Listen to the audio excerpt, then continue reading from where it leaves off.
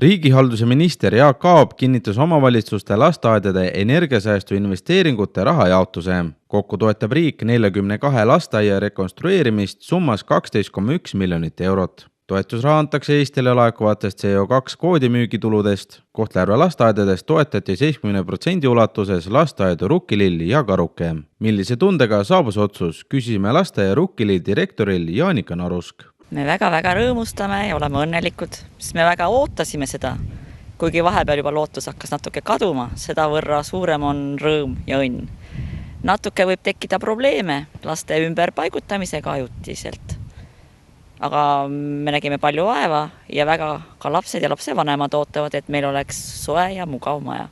Kas pikalt käisid ettevalmistused? Ei, see protsess oli ikka päris pikk. Juba sügisest me alustasime igasuguste andmete kogumist, oli energiaauditi läbiviimine, mida tegi küll firma, aga meie pidime ka teatud andmed esitama ja nendega koostööd tegema, näitama probleemseid kohti. Kohtla-Järve linnapea Ljudmila Janšenko aga loodab, et tööd saavad teostatud juba järgmisel aastal.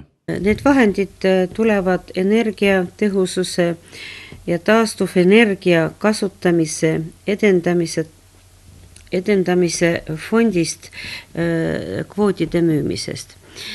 Saime me küllaltki korralikud summad, 455 000 sai toetust meie lasteaed Rukkilill ja meie osalus on 195 000 ja 437 000 sai lasteaed Karuke ja meie osalus on 187 000.